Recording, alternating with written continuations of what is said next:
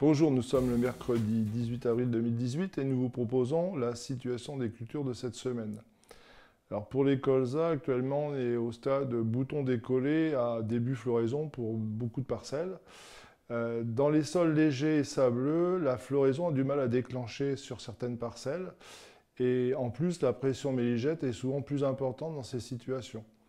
Donc si on a plus de 6 méligètes par plante dans ces parcelles, on peut trouver un intérêt à appliquer un insecticide en prenant bien entendu toutes les précautions possibles, à savoir d'éviter la présence d'auxiliaires et d'insectes pollinisateurs comme les abeilles. Dans les parcelles en floraison, les méligètes ne présentent plus aucun danger. Donc dans ces parcelles, on abandonne la surveillance de cet insecte.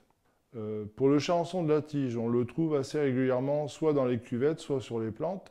Aujourd'hui, la période de risque est complètement dépassée, donc on oublie cet insecte qui finalement aurait pu faire des dégâts il y a quelques semaines. Maladie. La situation des colzas est saine actuellement.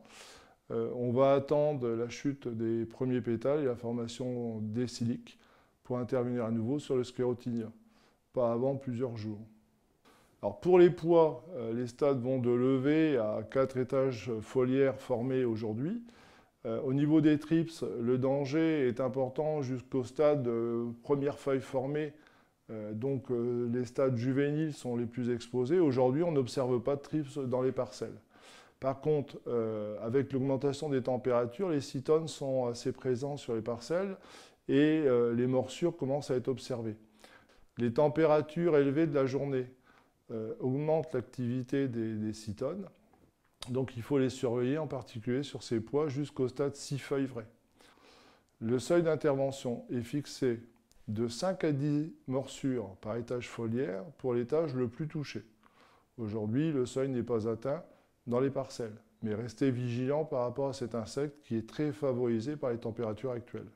Pour les févroles, les stades vont du stade levé à 3 feuilles pour les parcelles qui ont été semées les premières. Aujourd'hui, on n'observe pas de thrips sur les parcelles. Par contre, on observe quelques cytones. Juste un petit rappel, le thrips et le cytone ne sont pas nuisibles pour la févrole. Donc aucune intervention envisagée par rapport à ces deux insectes. On observe par contre quelques blanchiments sur des levées en cours, des pointes de feuilles qui blanchissent.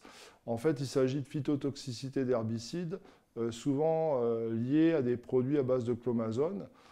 Ces blanchiments sont sans conséquence sur la culture. Les nouvelles feuilles qui vont sortir vont être vertes et donc finalement aucune conséquence notable sur le potentiel des parcelles. Pour les blés, les stades vont de épi 1 cm à 1 nœud. Pour le moment, la rouille jaune est absente.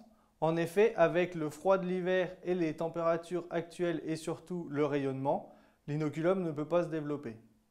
La septoriose est présente sur les feuilles basses, mais pour le moment de manière assez faible. Donc globalement, l'état sanitaire est bon sur les blés actuellement. Les conditions actuelles, chaudes et poussantes, ainsi que les sols encore humides, sont favorables pour la réalisation des rattrapages antidicotes et les désherbages de chardon. Attention toutefois, les rattrapages peuvent être faits jusqu'au stade 2 nœuds de la culture. En ce qui concerne les orges d'hiver, les stades sont 1 à 2 nœuds. Cette semaine, on observe une augmentation de la pression maladie. La rhynchosporiose et l'helminthosporiose sont quasiment systématiquement présentes dans toutes les parcelles et une grande majorité de ces parcelles dépassent le seuil de nuisibilité. Les cultures sont au stade optimum pour déclencher les premiers fongicides. Les stades des orges de printemps vont de levée à talage pour les parcelles les plus avancées. À l'heure actuelle, les pucerons sont absents, mais il est nécessaire de continuer la surveillance sur toutes les parcelles qui n'ont pas encore atteint le stade talage. Actuellement, les conditions sont également favorables pour la réalisation des désherbages. Cette semaine, les semis de maïs ont débuté. Attention toutefois, il est nécessaire d'attendre que les sols soient bien ressuyés, qu'on ait une bonne structure avant d'envisager le semis du maïs, car c'est une culture très sensible aux problèmes de tassement de sol. Les SIE, les surfaces d'intérêt écologique, doivent représenter 5% des terres arables. Les terres arables concernent la surface agricole utile, la SAU, soustraite des surfaces en prairies permanentes, en culture pérenne et en surface non utilisée.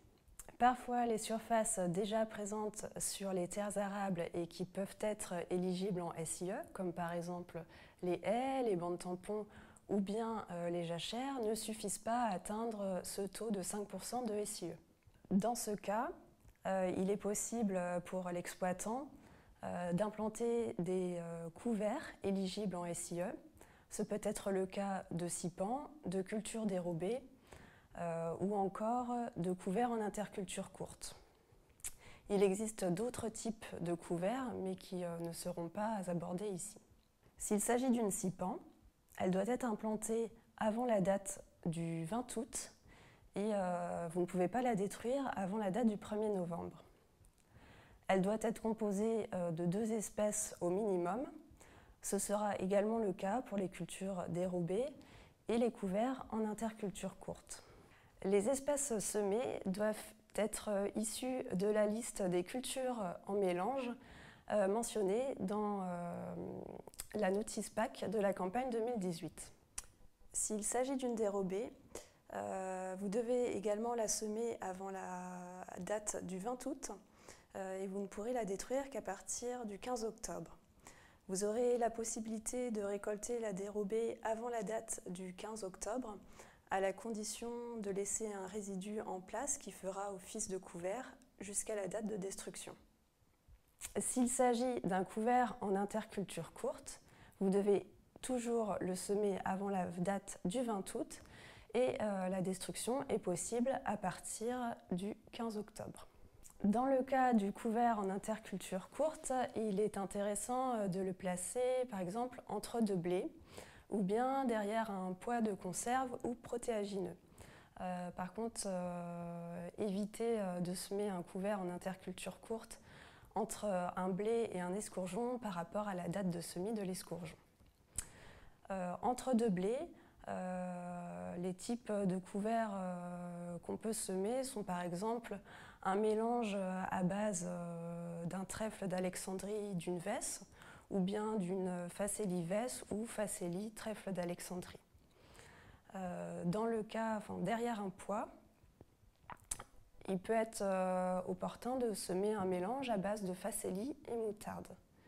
Ces types de couverts ne posent pas de problème pour l'implantation d'un blé derrière. Nous vous souhaitons une bonne semaine, à bientôt.